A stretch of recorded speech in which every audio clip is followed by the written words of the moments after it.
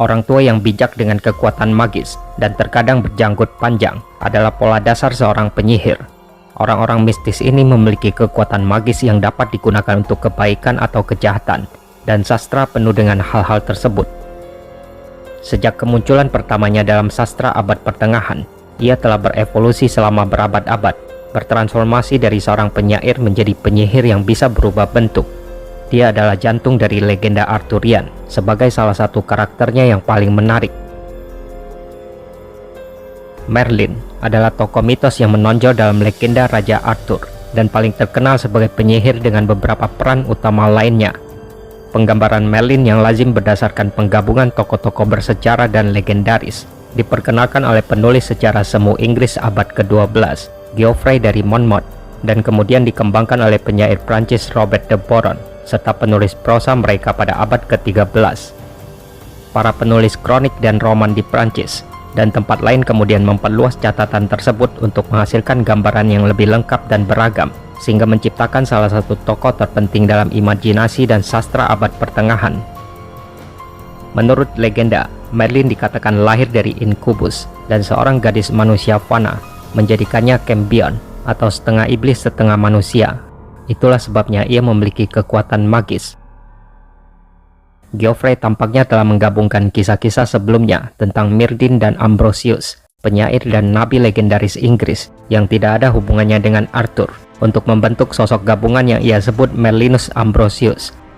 Geoffrey dari Monmouth melatinkan nama Merlin menjadi Merlinus dalam karyanya, sedangkan Ambrosius Aurelianus adalah tokoh dalam Historia Brittonum karya Nennius.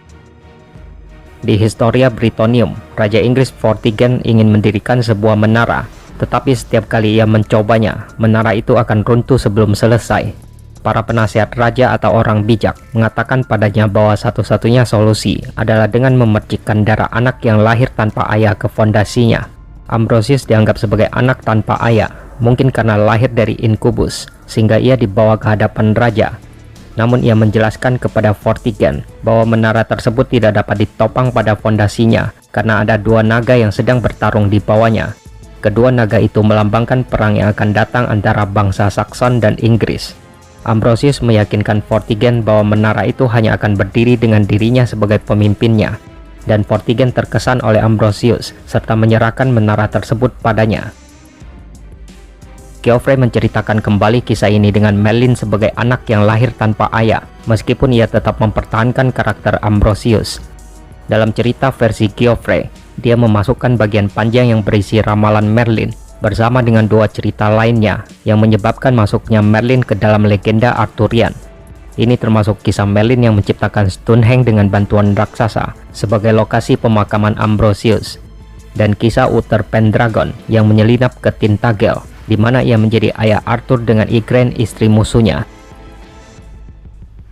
Meskipun kisah-kisah umum ini terkenal, kemunculan awal Merlin hanya sedikit terkait dengan Arthur. Butuh adaptasi selama beberapa dekade sebelum Merlin menjadi penyihir legenda Arthurian yang dikenal sekarang. Sejauh ini kisah Geoffrey tentang Merlin, ia tidak memasukkan cerita apapun tentang Merlin sebagai tutor Arthur, yang merupakan kisah paling terkenal dari Merlin saat ini. Dan dari sana, kisah-kisah tersebut diadaptasi, yang akhirnya mengarah pada Merlin sebagai guru Arthur. Geoffrey dari Monmouth dalam karya selanjutnya, yang berjudul Vita Merlini, mengembangkan lebih lanjut kisah Merlin dengan mengadaptasi legenda utara tentang manusia liar di hutan yang diberkahi dengan kekuatan ramalan. Pada abad ke-13, Robert de Boron menyusun puisi berjudul Merlin. Merlin versi Boron memiliki asal-usul yang sama dengan ciptaan Geoffrey, tetapi ia memberikan penekanan khusus pada kekuatan Merlin yang bisa berubah bentuk, hubungannya dengan cawan suci, dan kepribadiannya yang suka bercanda.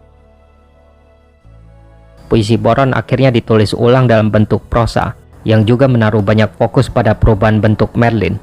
Selama bertahun-tahun, Merlin diselingi dengan kisah legenda Arthurian. Beberapa tulisan menaruh banyak fokus pada Merlin sebagai mentor Arthur, sementara yang lain tidak menyebut Merlin sama sekali.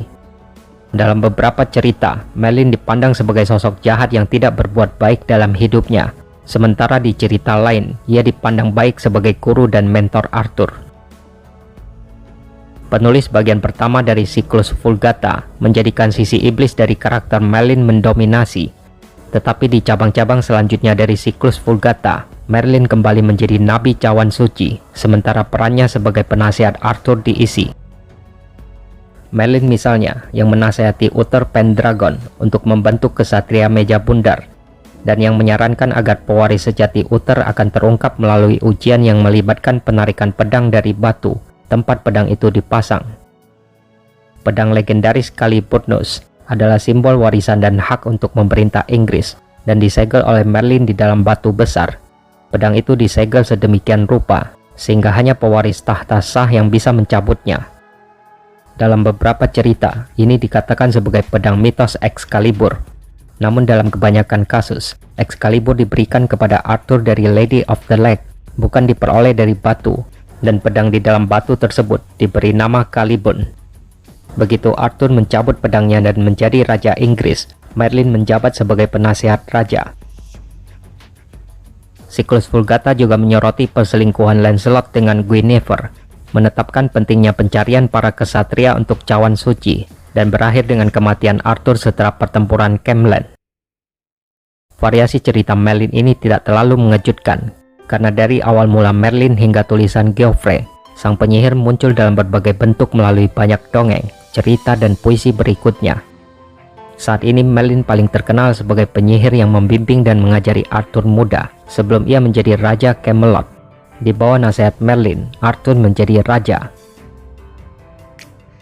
Ketika mitos Arthurian diceritakan kembali dan dibumbui, aspek kenabian Merlin terkadang tidak ditekankan demi menggambarkannya sebagai penyihir dan penasihat senior Arthur. Sebaliknya dalam Lancelot Greer diceritakan bahwa Merlin tidak pernah melakukan kebaikan apapun dalam hidupnya, hanya kejahatan. Kisah-kisah Arthurian abad pertengahan penuh dengan inkonsistensi. Dalam Lancelot Greer dan catatan selanjutnya, kejatuhan Merlin berasal dari nafsunya terhadap seorang pemburu bernama Niviane atau Nimu atau Viviane dalam beberapa versi legenda, yang merupakan putri Raja Northumberland. Di Suite du Merlin misalnya, Niviane diatur untuk berangkat dari istana Arthur. Tetapi dengan dorongan dari Merlin, Arthur meminta Niviane untuk tinggal di istananya bersama ratu. Selama dia tinggal, Merlin jatuh cinta padanya dan menginginkannya.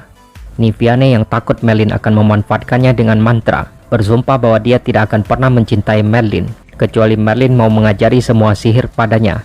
Merlin akhirnya setuju, dan ia tidak menyadari bahwa sepanjang pelajarannya, Niviane akan menggunakan kekuatan sihir Merlin sendiri untuk melawannya, memaksa Merlin untuk melakukan perintahnya.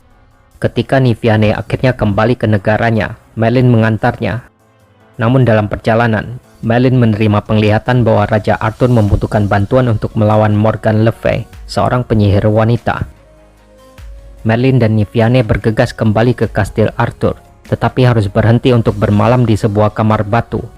Malam itu, saat Merlin tertidur, Niviane yang masih muak dengan hasrat Merlin padanya, serta warisan iblisnya, lalu membacakan mantra pada Merlin, dan menempatkannya di makam ajaib yang tak terhindarkan, sehingga menyebabkan kematiannya. Merlin tidak pernah menyadari bahwa keinginannya pada Niviane dan kesediaannya untuk mengajarinya cara-cara magis, akhirnya menyebabkan kematiannya yang terlalu dini. Kematian Merlin diceritakan secara berbeda dalam versi narasi lainnya. Penjara ajaib yang digambarkan sebagai sebuah goa, sebuah batu besar, atau menara tak kasat mata. Atau Niviane mengurungnya di hutan Broceliande dengan dinding udara, terlihat seperti kabut bagi orang lain, tetapi sebagai menara yang indah baginya. Hal ini sangat disayangkan bagi Raja Arthur yang telah kehilangan penasehat terhebatnya. Versi lain mengatakan bahwa Merlin membuat marah Raja Arthur sampai dia memenggal, memotong, membakar, dan mengutuk Merlin. Sementara legenda ini berlanjut hingga hari ini, menarik untuk melihat banyak variasi Merlin, dari penyihir jahat hingga pengubah bentuk, dan seseorang yang menentukan kejatuhannya karena mengajarkan kekuatannya pada wanita yang dicintainya.